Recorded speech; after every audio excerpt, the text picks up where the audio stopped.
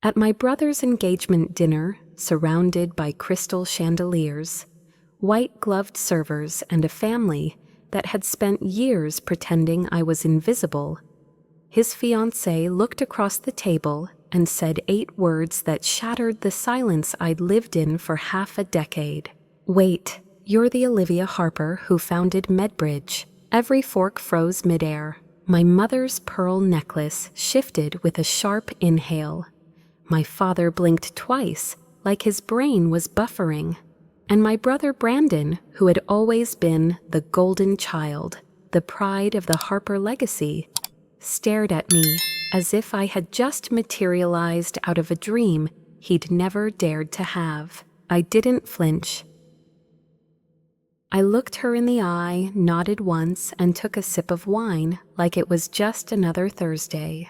But inside, I was standing on the edge of every Thanksgiving I'd ever been ignored, every graduation where my name was clapped for politely, every phone call from my parents that began with "How's your job search going?" and ended with "Maybe Brandon can help you find something stable."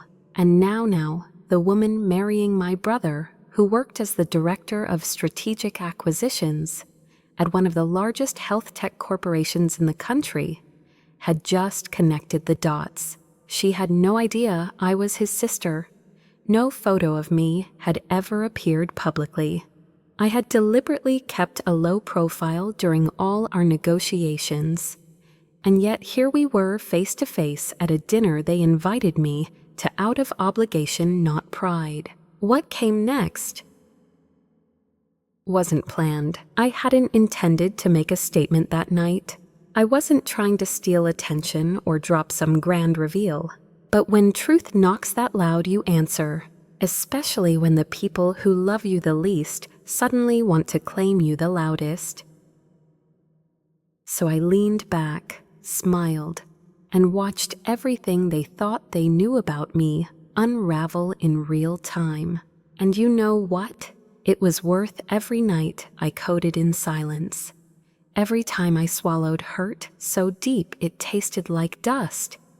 Every moment I thought, maybe I really wasn't enough, because the look on their faces was the beginning of finally seeing me.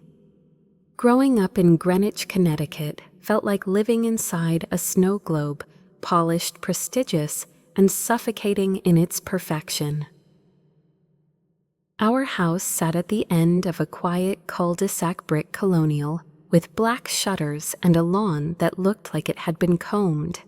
The kind of place where expectations weren't spoken out loud because they were already embedded in the walls. My father, Dr. William Harper, wasn't just a surgeon. He was the neurosurgeon, the one hospitals called when the impossible needed to be done. He walked through life with the certainty of a man whose every move had always been validated, respected, revered. My mother, Judge Katherine Harper, was just as formidable, commanding a federal courtroom with a stare so sharp it could cut marble. She wore power like a second skin. Her words carried weight, and her silence carried more. Then there was my brother Brandon, 4 years older, straight A student, varsity athlete, volunteer at the Children's Hospital on weekends. A walking resume sculpted to perfection. He followed in our father's footsteps like it was written into his DNA, accepted into Johns Hopkins with a full scholarship and a family toast waiting. Me. I was the footnote, the daughter who loved computers, who asked for coding books, instead of makeup, who got excited over lines of logic and lost hours building games nobody played. I used to think I was just different. Turns out in my family, different meant defective. Dinner wasn't dinner, it was a debrief. My father would open with "What did everyone accomplish today?" like he was checking off progress reports. Brandon always had something polished: research with a medical professor, a published paper, a new leadership position. And then it would be my turn, I designed a website for my English teacher's book club, I said once 15, and beaming proud of the interactive features I'd figured out on my own. That's nice, Olivia, my mother replied, with a smile that barely touched her lips. But you should focus on something colleges care about. Debate team, perhaps. Real leadership, not hobbies. Hobbies, that word stuck. It wasn't just a dismissal, it was a line in the sand. Everything I loved was reduced to something unserious, something I'd eventually outgrow. Computers were toys. Real success wore scrubs or a judge's robe. Even when I was clearly exhausted from staying up late learning JavaScript or troubleshooting buggy code, nobody asked why. If my grades didn't slip, no one noticed the shadows under my eyes. I remember coming home one afternoon at 16, clutching a flash drive with a scheduling software I'd created for our school's annual fundraiser. The event coordinator called me a genius, said I saved them hours. She even told my parents at a PTA night. My mother's response, Olivia has many talents, but we're currently focused on her law school prerequisites. Law school. I hadn't even said I wanted that. They had already decided. Junior year brought my first real taste of recognition outside the house anyway. I qualified for the Northeastern Youth Programming Finals with a medical inventory system I'd coded from scratch. The competition happened to fall on the same Saturday as Brandon's celebration dinner. He had just been accepted into Harvard Medical.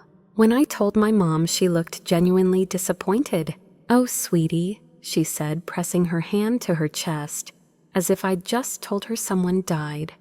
"We already sent out the invitations. You can't miss your brother's big day." So I competed alone. Every other kid had their parents in the audience, cheering, clapping, recording on their phones. I had a lukewarm bottle of water and a seat with my name misspelled. And I won. First place. The judge's actual engineers from Boston Tech told me I had vision, that I thought like someone twice my age. I came home that night, trophy in hand, ready for at least a nod. I found a house full of relatives toasting to Brandon. When I held up my trophy, my father said, "That's wonderful, dear," and turned back to his champagne. That was the night I decided to stop trying, not out of spite, out of self-preservation. I stopped bringing up projects. I stopped correcting them when they called my work tech stuff. I smiled when they told people I was still figuring it out. I learned to live with their silence. And worse, I let it convince me that what I loved wasn't enough. Senior year came with the usual pressure apply to Ivy Leagues, write perfect essays about how I wanted to follow in my mother's footsteps. Instead, I applied to the University of Washington quietly. They had one of the top computer science programs in the country and offered me a full merit scholarship. When the acceptance letter arrived, I showed it to my parents with cautious hope. My dad looked at it like it was a parking ticket. "You're throwing away your potential," he said, his voice cool. "Your test scores could get you into Yale." My mother added, "Computer science is fine, but it's not really a field for someone with your intellect. It's so transactional." What they meant was it's not a field for a Harper. Brandon tried to soften the blow in that patronizing way older siblings do. "Maybe it's just a phase," he said, patting my shoulder like I was a child. "Get it out of your system before law school." I packed for college with a strange mix of sadness and relief. I was leaving behind the only world I'd known. But for the first time, I'd get to live in one where I wasn't expected to apologize for who I was. The day I left, no one cried. No one said, "We're proud of you." My mother gave me a checklist for managing stress. My father reminded me not to change majors without telling them. And as I sat in the back seat of the Uber laptop in my lap, and the Seattle skyline barely visible through the clouds, I made a promise to myself. I wouldn't prove them wrong. I'd prove myself right. College was like opening a window in a house that had never let in fresh air. At the University of Washington, I wasn't Dr. Harper's disappointment or Judge Harper's underachieving daughter. I was just Olivia, a freshman in computer science, with ink-stained notebooks and fingers that never stopped typing. I remember walking into my first programming class, looking around the room and thinking, these are my people. No one asked why I chose this major. No one told me to aim higher. They just spoke the same language. Binary jokes, caffeine-fueled marathons of code debugging late-night whiteboard sessions that somehow felt more alive than any dinner I'd ever had back home. For the first time, I didn't feel like a puzzle piece jammed into the wrong box. And that's where I met her, Samantha Diaz. She had this fearless energy, like she could set a room on fire just by walking into it. Cuban-American Seattle native, sharp as a razor, and funny as hell. She sat next to me in advanced algorithms, rolled her eyes at our professor's dry delivery and whispered, "Wanna finish this assignment in half the time and still make it better than his example?" I laughed. We finished in half the time. Then we added features he hadn't thought of. Sam and I became inseparable friends first, then partners in code, then co-conspirators in ambition. She wasn't just talented, she was driven by something personal. Her mother had been misdiagnosed 3 times before getting a proper diagnosis of lupus. "Doctors aren't the problem," she told me once, as we sat in a 24-hour diner napkins full of sketches between us. "The system is. Communication fails patients every single day. We can build something better." That conversation never left me. While everyone else partied on weekends, we stayed up late building wireframes. We skipped football games to pitch ideas at student entrepreneur events. By the time sophomore year ended, we'd developed the skeleton of what would become MedBridge, a secure, real-time communication platform for healthcare providers and patients. No one knew, not my family, not my old high school friends, not even the dorm RA who thought we were just 2 quiet girls who really loved coffee. We spent that summer in Sam's parents' garage. It wasn't glamorous, just 2 desks, a whiteboard, and a space heater that groaned like a ghost. Her parents brought us sandwiches and asked thoughtful questions. They didn't fully understand what we were building, but they cared. It was jarring. The way her mom celebrated each small breakthrough, the way her dad joked about being our first investor. It made me realize how little of that I had ever gotten. Back in Greenwich, if I'd mentioned the words beta version, my mother would have assumed I was talking about a fraternity. By junior year, we had a prototype. We entered competitions across the Pacific Northwest, won 3, lost 2, got feedback, got better. A former CTO from a health tech firm pulled us aside after one event and said, "What you've built, it could save lives." We filed for a provisional patent the next week. When we landed our first small contract with a local clinic chain in Spokane, it felt surreal. Real money, real users, real stakes. I wanted to tell my parents, I really did. But every time I imagined the conversation, I heard their voices in my head.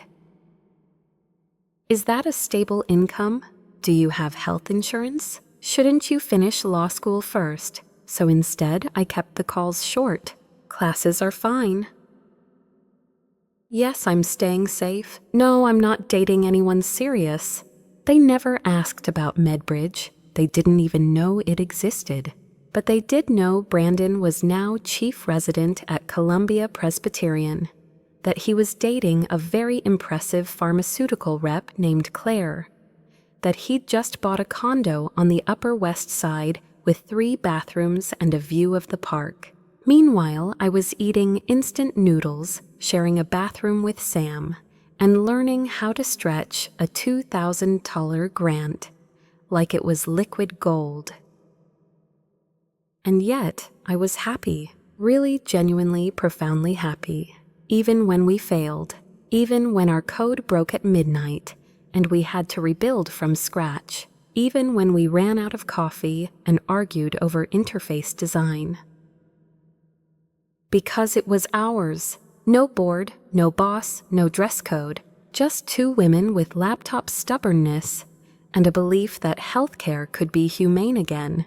But let me tell you, building something from scratch, it comes with a price. By senior year, the weight of living 2 lives was taking its toll. In Seattle, I was Olivia Harper, co-founder of an early-stage health tech startup with real clients and scalable infrastructure. In Greenwich, I was between internships. My mom called one day and said we spoke with Brandon over dinner. He's worried about you. About what I asked, already bracing. About your future, she said gently. We know someone at Apple. They might be hiring junior support staff. Entry level, of course, but it's something. I felt my throat tighten, not because of the offer, but because they had no idea I'd already negotiated a $300,000 pilot contract with a hospital network twice the size of Apple's medical division. Still, I swallowed it, said thanks. Promised I'd think about it, hung up, then went to Sam's room and laughed until my stomach hurt. Because if I didn't laugh, I'd cry. That was the reality. The world saw us as underdogs. Our families saw us as kids with dreams that would expire any day now. But we saw the future. We were building it. And no one was going to take that away from us. We launched MedBridge from a corner desk in a co-working space we couldn't afford. That was our first office wedged between a fintech startup that had a ping pong table and an SEO agency that talked too loud on Zoom. We didn't have money for furniture, so we bought 2 folding chairs off Craigslist and split a used monitor between us. We hung a whiteboard on the wall using duct tape and told ourselves it was minimalist. We were broke, but we were building something real. Sam coded like her life depended on it, pushing builds through in caffeine-fueled sprints that bled into sunrise. I handled front-end product flow client calls and pitch decks. We'd take turns walking to the bodega down the block to grab granola bars and $1 coffee. That bodega owner, Jose, became our unofficial therapist. He once told us, "You girls remind me of when I opened this place. You work like there's something chasing you." He wasn't wrong. Because we were being chased by doubt, by bills, by the slow, creeping fear that maybe our families had been right all along. But every time we onboarded a new clinic, every time a provider told us, this saved us 3 hours of paperwork a day, that fear quieted. We were onto something. A month later, we got our first angel investment, $50,000 from a retired venture capitalist who'd judged one of our pitch competitions. His name was Greg Salazar, and he believed in us instantly. Said we reminded him of himself when he started out. I think he saw the fire in our eyes, the kind that only shows up when you've got nothing to lose but your belief. That money bought us 3 things: legal support, to incorporate properly a modest PR push to help get our name out there, and our first hire, Tyler Chang, a genius back-end developer from Stanford who had just quit a 6-figure job at a tech giant because, in his words, building better ways to sell ads didn't make me feel anything. He joined our team for half the pay and double the hours. With Tyler on board, everything changed. We pushed our product out of beta and into real-world application. By the end of that year, we'd secured contracts with 2 regional health networks and a chain of outpatient clinics. Not massive, but solid. Enough for cash flow, enough to show traction. But none of it made it back to my parents. Because I didn't tell them. I couldn't. I knew exactly what would happen. My mom would smile tightly and say something like, "Interesting. But is it sustainable?"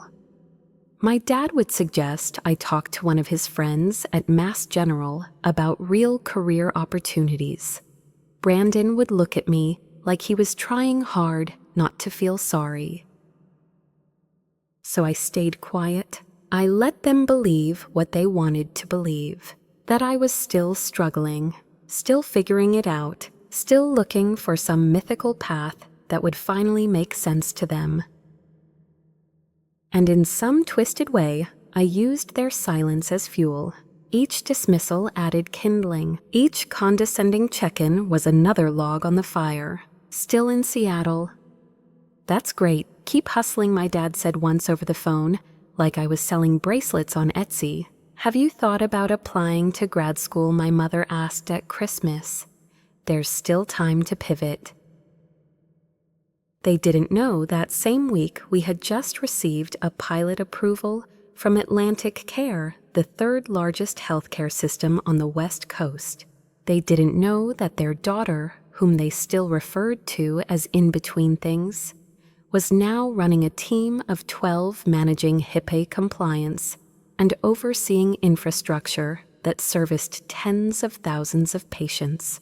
They didn't know because I didn't give them the chance. I'd stopped inviting them into my world, and yes, part of me ached from that. I'd watch parents beam with pride over their kids' startups at demo days, brag about them on Facebook, fly across states to hear them pitch. Meanwhile, I was rewriting back-end APIs with Sam at midnight and eating leftover takeout while my mom sent me links to law internships. Still, I wasn't bitter. I was focused, tunnel vision focused. Every hour spent building MedBridge was another hour proving, if only to myself, that I wasn't crazy, that this mattered. We worked weekends. We missed birthdays. We turned down dates. We coded until our eyes burned. People see startups in highlight reels, launch parties, tech articles, funding rounds. They don't see the nights you cry in the bathroom because the server crashed and you have no idea why. They don't see the panic when your bank account hits $13.27 and rent is due. They don't see you sending 37 cold emails and getting 2 replies, one of which is a polite "not at this time." They don't see the sacrifices, but we lived them. And we survived them. Barely. There were moments, God, so many moments when I almost quit. Like the week our second biggest client ghosted us after promising to sign a year-long contract. Like when a male investor asked Sam if we were real founders or just tech girls playing business. Like when we realized a competing startup had lifted part of our UX and pushed it live with more money and louder PR. That one hurt. We cried in the office bathroom together, then wiped our faces and rebuilt. Better, cleaner, smarter. We learned to fight for our place.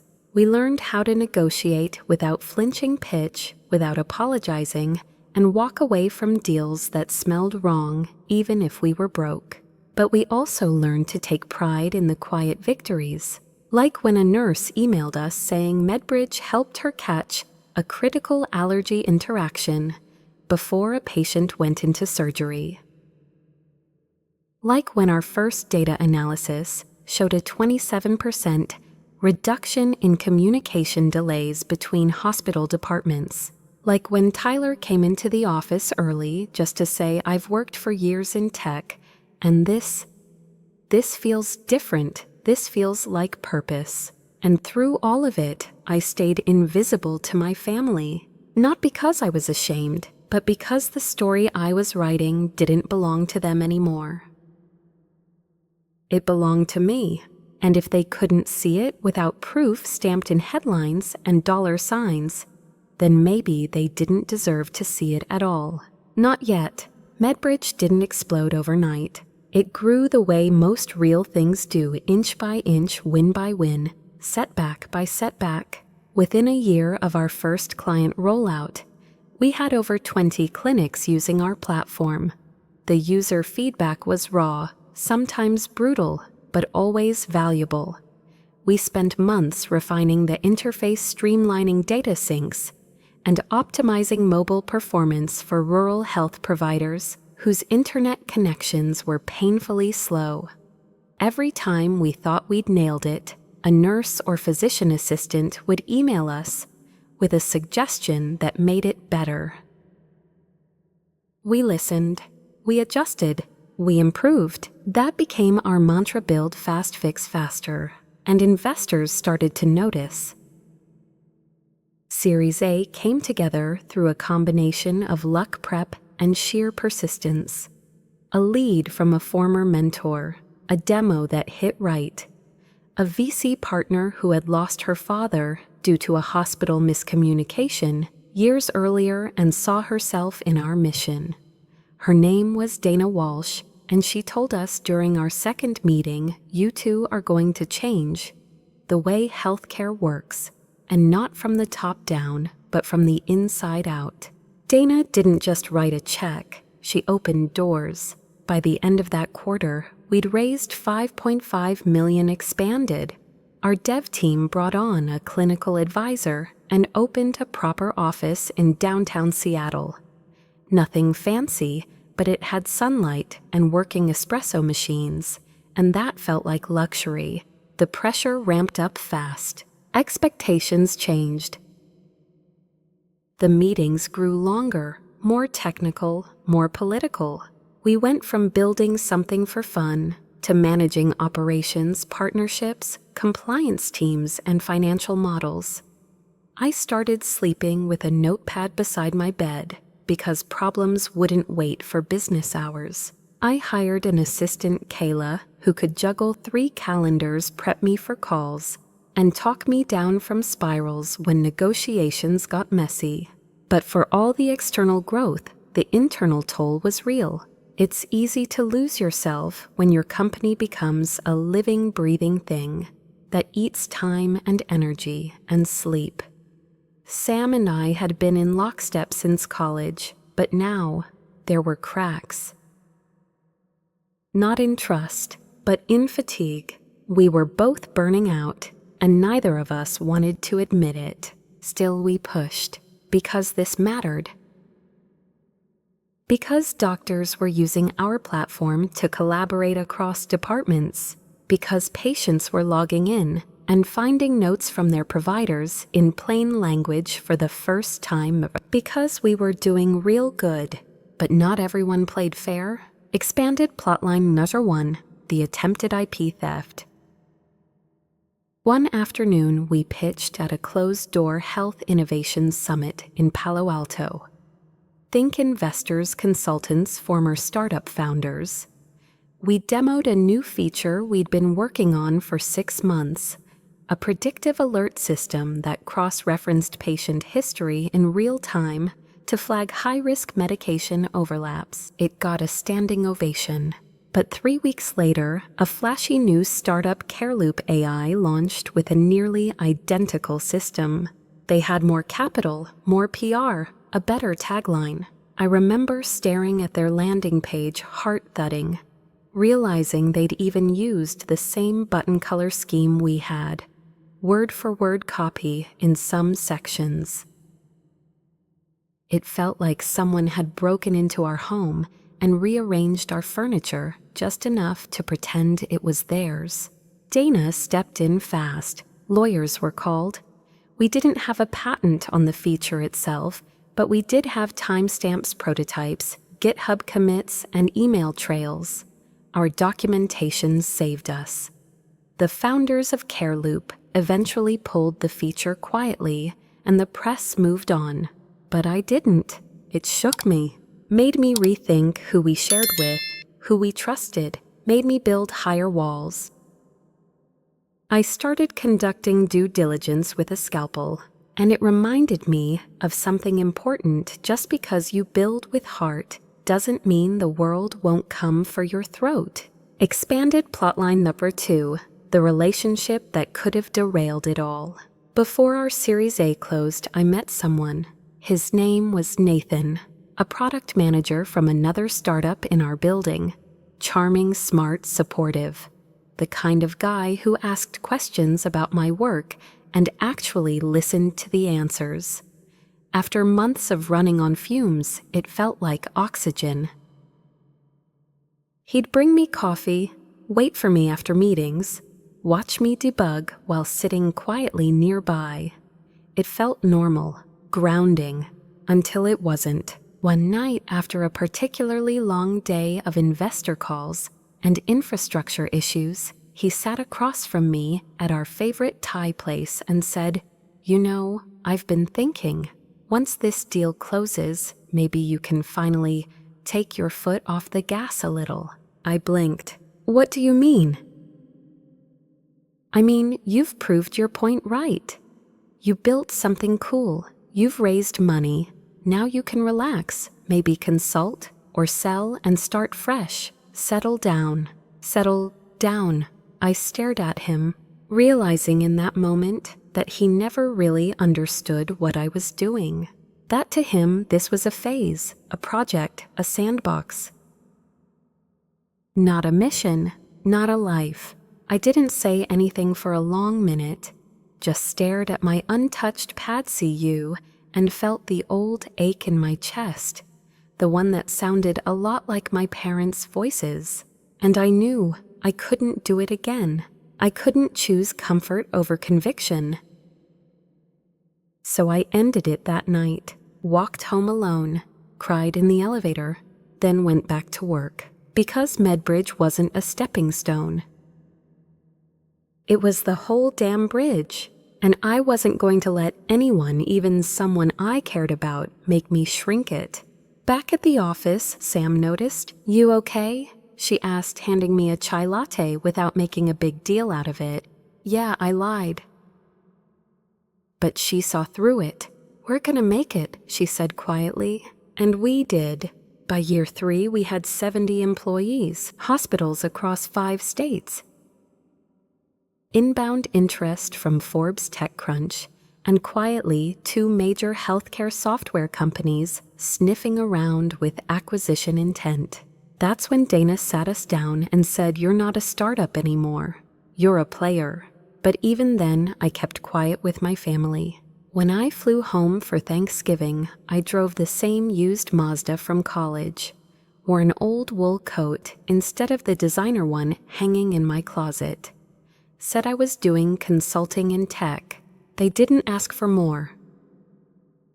I didn't offer, and honestly, that suited me just fine, because for the first time in my life, I wasn't building for them to notice. I was building because this mattered, because we were saving time, saving money, saving lives, and no amount of parental validation could ever come close to that. The invitation came in a thick cream envelope addressed in my mother's precise cursive. "Please join us for an engagement celebration honoring Brandon Harper and Claire Thompson." The venue. The Astor Room, an elite reservation-only restaurant in Manhattan with chandeliers worth more than my first seed round. The date was set for a Saturday evening in late spring. I stared at the RSVP card for a full minute before placing it face down on my desk. Claire Thompson. That name had been orbiting my life for weeks. She was listed as the Director of Strategic Acquisitions at Horizon Health Technologies, the very company currently in active negotiations to acquire MedBridge in a deal worth over $200 million. Her signature was on half the due diligence documents. We'd never met in person, Until now, when I told Sam, she stared at me like the universe had just handed us the script for a psychological thriller. Wait, your brother's marrying the woman who's trying to buy us. Apparently, I muttered, sipping lukewarm coffee. Does she know who you are? No idea. I go by Olivia Harper on all our filings. No photos. Press never used my last name. Sam whistled. Well, this just got interesting. I wasn't sure how I felt about it, whether the timing was poetic or cruel. Maybe both. That week, my mom called 3 times to talk about what I'd wear. Nothing too businessy, Olivia. And do try not to look so utilitarian this time. Claire's family is extremely sophisticated. Her father sits on the board of 2 hospitals. I bit my tongue. The truth was, the dress I'd chosen was simple, yes, but it cost more than my mother's wedding ring. A sleek black silk piece by an emerging New York designer, paired with minimalist heels and a soft curl in my hair. Understated elegant. Not that it would matter. They had already written their narrative about me. Underemployed daughter, tech girl dabbling in something obscure. Brandon was the showpiece. I was the question mark. Fine, let them wonder. The Astor Room looked like something out of an old movie. Vaulted ceilings, gold accents, white-gloved waiters who remembered your name after one greeting. A string quartet played softly in the corner.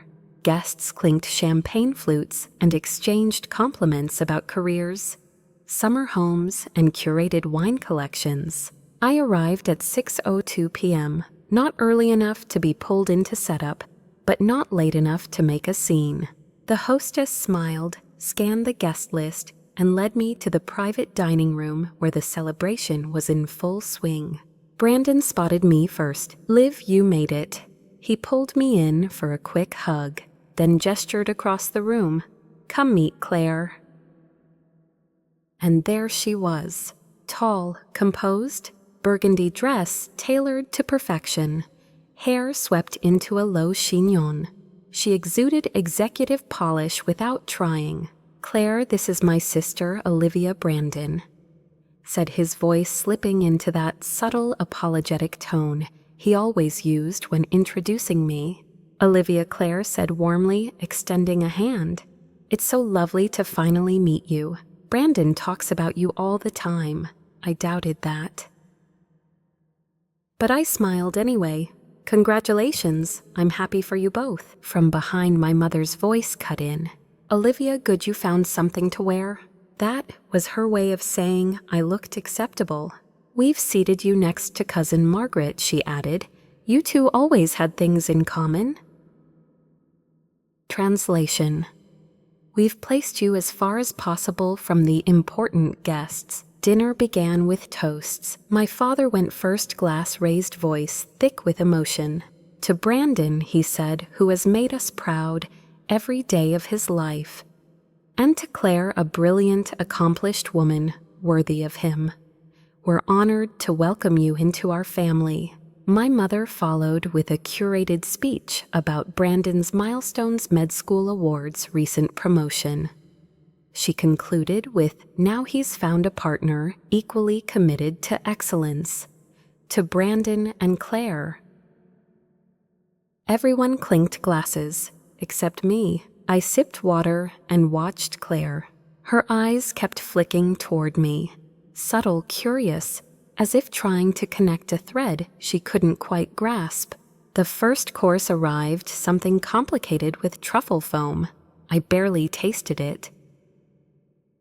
Across the table, cousin Margaret leaned in. So Olivia, still in that tech thing? I gave a tight smile. Still in that tech thing? Any room for advancement, she asked, like she was inquiring about seasonal retail shifts. Before I could reply, my uncle chimed in from the other end. Brandon mentioned you might have a lead at Apple Tech Support or something. That would be a good fit, wouldn't it? I took a long sip. I'm actually very happy where I am. From the side, my father added, "There's no shame in accepting help, Olivia. It's time to think long-term." It was astounding, really, how confidently they spoke about a life they had no idea I was living. And then the silence hit. Claire's voice sliced through the conversation like a violin string snapping. "Olivia," she said, eyes narrowing slightly, "forgive me, but is your last name Harper?" The entire table paused. Brandon blinked. "Of course it is," he said, chuckling. "She's my sister." Claire stared at me. "You're Olivia Harper of MedBridge." Her voice wasn't accusatory. It was shocked, like someone had just discovered the answer to a riddle that had been haunting them. I met her gaze and nodded once. "Yes." Her fork hit the plate with a quiet clink. "Wait, you're the founder." I didn't move, didn't blink. "I am." My brother's face went pale. Claire turned to him bewildered. "We've been trying to buy her company for months." My father dropped his fork. My mother stared, mouth slightly open, fingers frozen mid-adjustment of her napkin. The silence stretched. "Is this true?" my father finally asked, voice unsteady. I looked at him and said clearly, calmly, "Yes, I co-founded MedBridge. We serve over 300 medical facilities nationwide. We've raised $25 million to date and are in final acquisition talks with Horizon Health, your future daughter-in-law's company." Claire laughed under her breath. "Oh my God, your platform reduced patient communication errors by 43% at pilot. It's all over our reports. I had no idea. You were Brandon's sister." I didn't respond. There was nothing left to say. They all stared at me like they'd never seen me before, because in truth they hadn't. They'd seen a version of me that fit into the script they wrote, but that version didn't exist anymore. I was real, visible, undeniable. And they were speechless. I left the Astor room that night with a strange stillness in my chest. Not pride, not relief, just clarity. The truth was out. Not because I forced it, but because the universe cracked open on its own, and for once, the light poured in my direction. By the time I got home, my phone had exploded. Texts from cousins I hadn't heard from in years. "Wait, you started MedBridge? Girl, are you serious right now? Everyone's freaking out. Can I send you my resume, just in case y'all are hiring?" And then there was the one from my mother. "We need to talk. Brunch tomorrow at the Carlisle. 11 a.m. Please don't be late." No question mark, no emoji, just direct like she was summoning me for a hearing. I didn't reply. I didn't need to. I knew I'd go. Not because I owed them anything, but because after everything I needed to see how they'd face me now, the Carlisle was as polished and intimidating as ever. I walked in exactly at 10:59, dressed in a tailored gray blazer and slacks, confident, clean, calm. My parents were already seated, each holding a menu but not reading it. They looked up at the same time. My father stood, then hesitated before offering a half hug. "You look, well, thank you," I said, sliding into my chair. My mother reached across the table, brushing something invisible off my sleeve. "We've been reading about MedBridge this morning. Your growth metrics, your funding history. It's extraordinary." I nodded once. "I appreciate that." There was a long pause. "We're proud of you, Olivia." She added, her voice softer than I'd heard it in years. I held her gaze. "You didn't seem proud last week when you offered me an entry-level IT job at Apple." She blinked. I didn't know what you'd built." My father jumped in. "You never told us." "Would you have listened?" I asked, my voice measured. "Or would you have told me to get a real job again?" He looked down, folding his napkin twice before speaking. We didn't understand. That's on us. Silence followed, and for the first time I let it sit. Let them feel it. They had spent years pretending my world didn't matter, and now faced with undeniable proof of its value, they were scrambling to catch up. But I wasn't angry. Not anymore. Just tired. I took a slow sip of coffee and said I stopped telling you things, because every time I tried, you made it clear it didn't count unless it looked like your version of success. My mother flinched. We only wanted what was best for you. No, I said gently. You wanted what was familiar, what you understood. And when I chose differently, you saw it as failure. The words hung in the air, truths too long buried, finally brought to light. My father shifted in his seat. Well, clearly you've proved us wrong. That's not the point, I said quietly. This isn't about proving anything. It's about being seen for who I am, not who you hoped I'd be. They were quiet after that, and in the silence I felt something loosen inside me. A weight I hadn't realized I was still carrying. I wasn't here to punish them. I was here to draw a line between the past and whatever came next, and they finally seemed ready to cross it. We'd like to learn more, my father said hesitantly, about your company, about what it really does. I'd like that, I replied, and meant it. We finished brunch with less tension than we began. Not quite reconciliation, but the first step towards something better. That evening there was a knock at my apartment door. Brandon stood there holding a bottle of wine and a look that was somewhere between embarrassment and apology. I figured we should talk. I stepped aside, motioned him in. He looked around, really looked. At the open floor plan, the clean lines, the shelves lined with industry awards and startup memorabilia. This is not what I imagined. I know, I said simply. He sat down on the couch, rubbing the back of his neck. I've been a bit of an ass. I smirked. A bit, he laughed, then sighed. Look, I never asked. Not really. I was so busy being the star of the family, I didn't leave space for you to shine. Or maybe I didn't want to believe there was more than one spotlight. His honesty caught me off guard. I think I liked being the one they bragged about. He continued. It made life easier, clearer. And what about now, I asked. He glanced at me. Now I'm realizing how much I missed, how little I knew. You built something incredible, Liv. And I'm sorry I didn't see it sooner. For a moment, the room felt still. Not awkward, just full. Of history, of shifts, of new beginnings. I'm not mad at you, Brandon, I said finally. I just needed you to be curious, to care. Not because I needed a cheerleader, but because I wanted a brother. He looked down at the wine bottle. I brought Cabernet. You still like red, right? I smiled. Yeah, I do.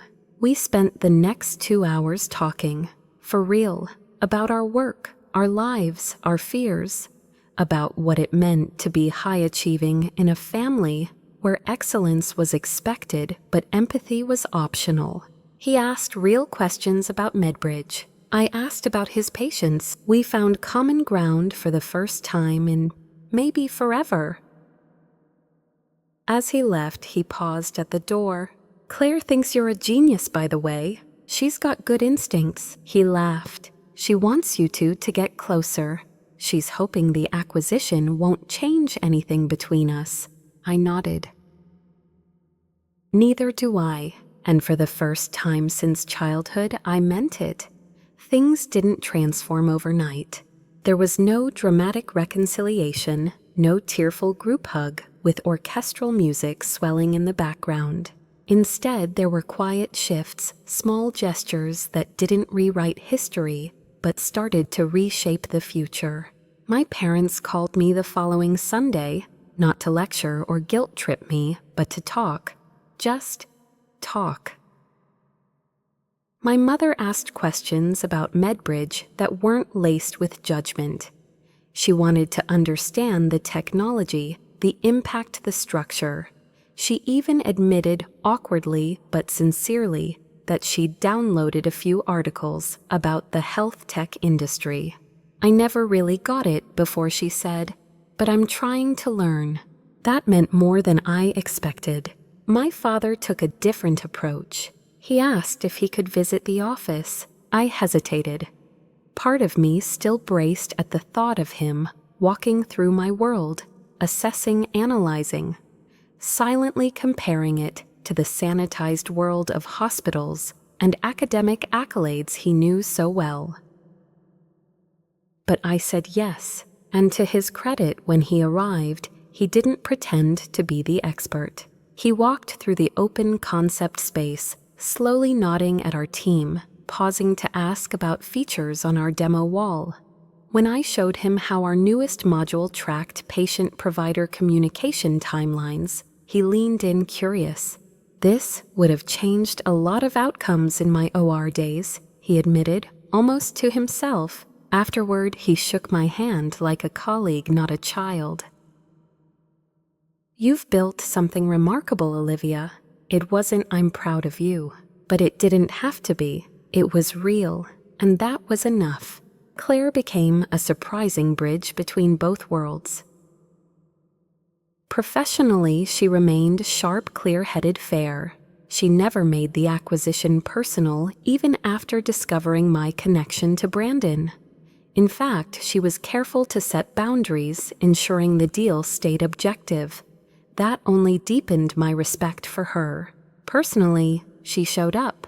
We started grabbing coffee after strategy calls. At first, it was polite, professional, but soon we were laughing about family quirks, about how Brandon still left cabinet doors open, and how my mom alphabetized her spice rack. Claire had grown up with similarly high-pressure parents. She got it. You don't have to forgive everything she told me once, but it's okay to make room for something new. And I did, slowly, with caution, but with hope. Sunday dinners became a thing, again, smaller, less formal. Sometimes just me, Brandon, and Claire ordering takeout and watching documentaries.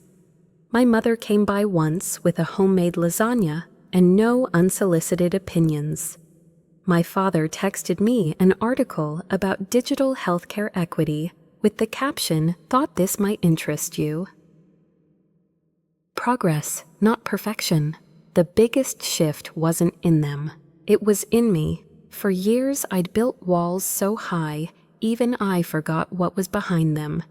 I'd convinced myself that silence was power, that invisibility protected me. And for a while it did. But now that I was seen, I realized I didn't need the armor anymore. I let Kayla, my assistant, convince me to do 1 press interview, then 2, then a podcast, then a conference keynote. The nickname Ghost Genius began to fade, and I was okay with that. Because I was no longer afraid of being recognized, I had nothing left to prove. And everything left to build. Sam and I stayed rock solid. The acquisition with Horizon went through smoothly. We retained creative control and took on leadership roles within their innovation division. Our platform was rolled out to hospitals across the country and soon internationally. And one unexpected joy: mentorship. Once a month, I hosted a workshop for high school girls in underserved districts, introducing them to tech, but more importantly, to self-belief. I told them the things I wished someone had told me at 15. You're not too weird. You're not too soft. You're not dreaming too big. You're just early. One of them, Amara, a junior from the Bronx, told me, "My mom thinks coding is a waste of time. She wants me to be a nurse like her." I asked her, "What do you want?" She looked me in the eye. To build things that don't exist yet. And I smiled. Then keep building. She'll come around. And if she doesn't, your future still will. That became my mantra. The relationships I'd spent so long navigating, the ones tangled in expectation, disappointment, and silence, were becoming something else. Not perfect, but honest, and that I realized was the real version of healing. Not erasing what happened, but allowing what comes next to be different. 6 months after the engagement dinner, life had taken on a new rhythm, one I hadn't known I needed until it settled into place. The acquisition with Horizon Health Technologies closed right on schedule. MedBridge officially became a division within a much larger ecosystem, but Sam and I retained leadership over innovation and strategy, just like we'd negotiated. It wasn't just a merger, it was a fusion of power and purpose. Our platform was rolling out across 3 continents. Hospitals in Singapore, Toronto, and Amsterdam were onboarding. Translation modules were being tested. Patient outcomes were improving.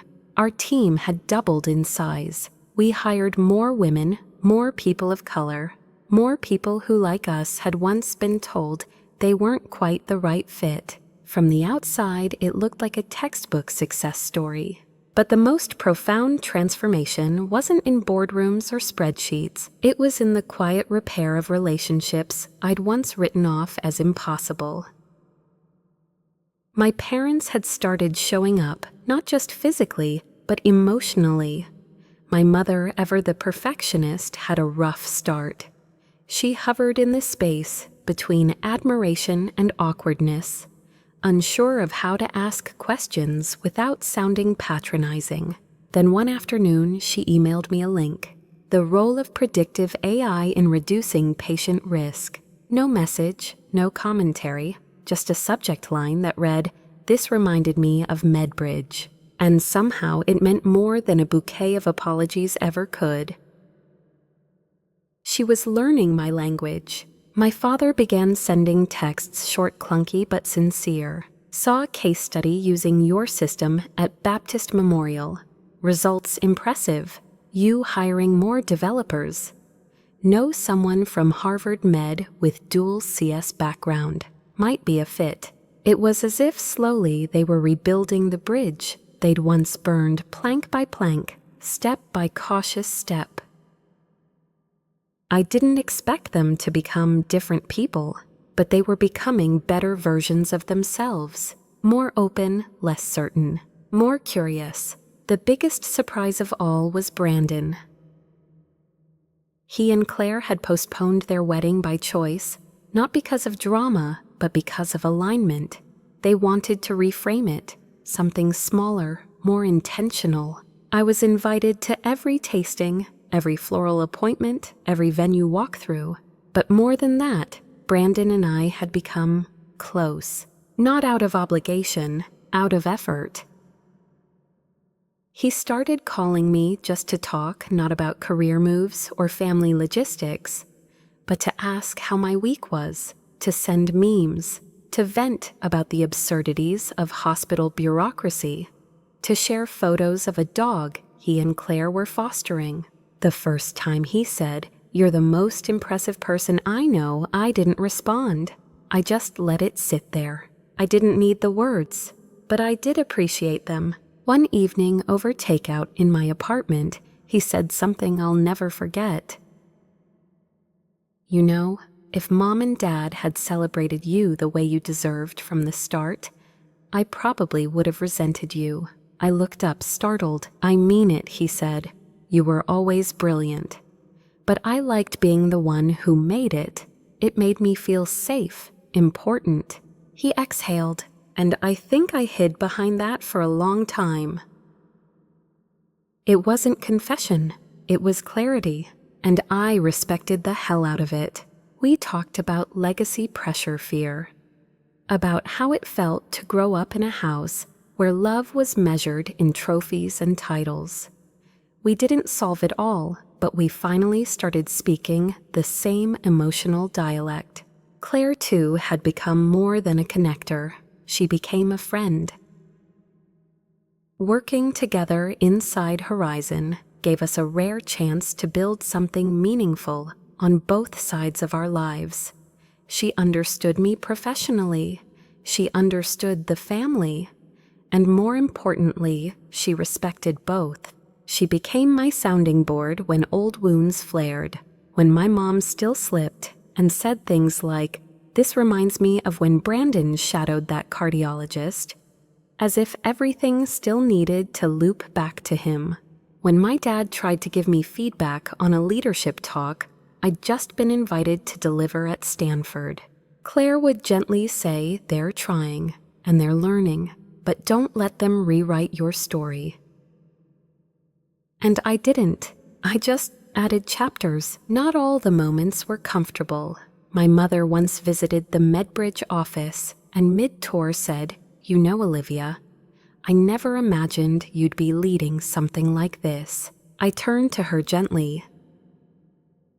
"That's okay, I always did." She blinked, then nodded, and in that nod I saw something shift. Not regret, not shame, but respect. It was the first time I felt like I wasn't being tolerated, I was being seen. In therapy, Dr. Reynolds once asked me, "What does healing look like to you?" I didn't have an answer then. Now I do. Healing looks like Sunday dinners where no one brings resumes to the table.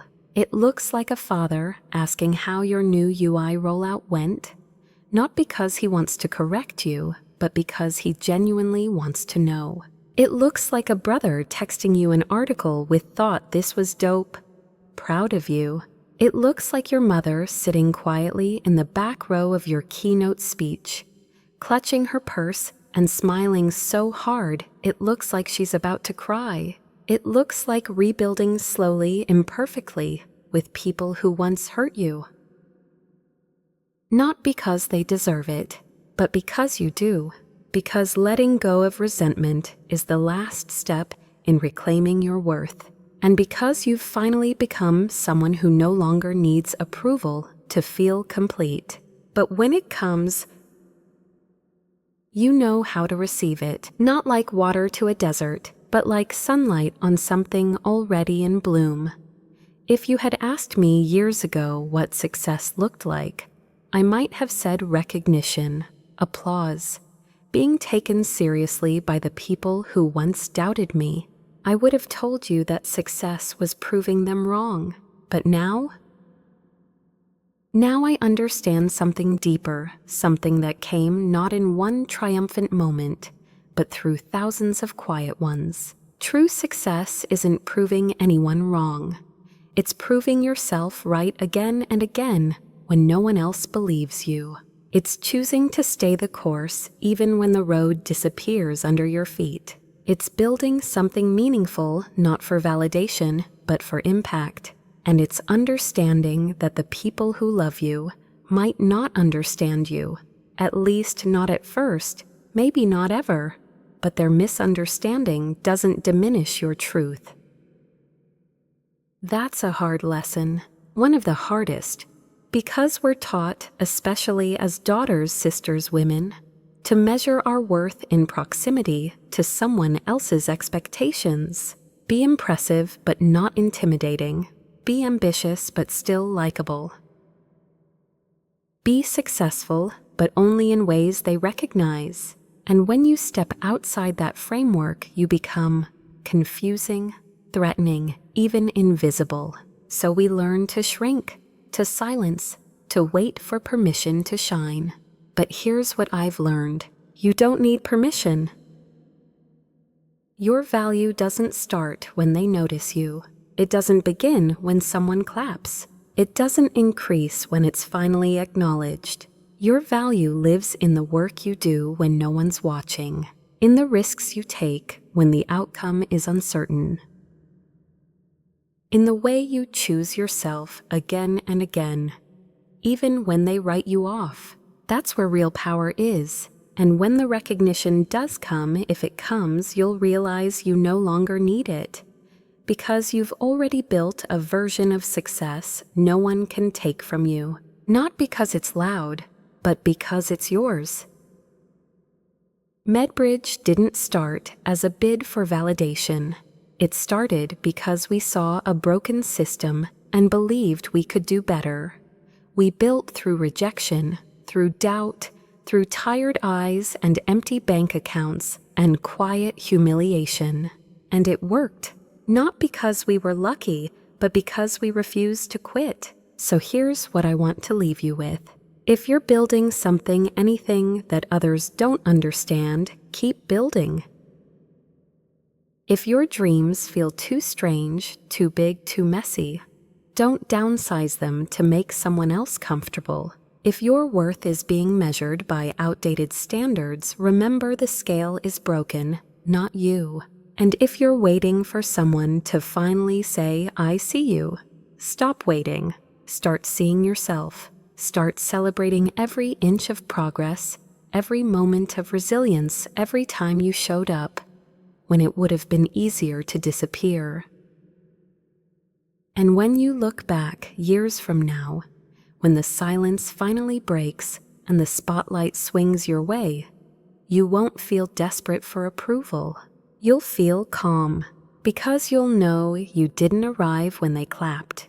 You arrived long before, and for anyone listening, anyone who's been dismissed, overlooked, underestimated, I want you to hear this clearly. You don't need to be seen to be real. You don't need to be accepted to be powerful. And you don't need to prove them wrong to prove yourself right. Just keep going, because your story isn't about who saw it. It's about who lived it. And that person, that's you, still standing, still building, still enough.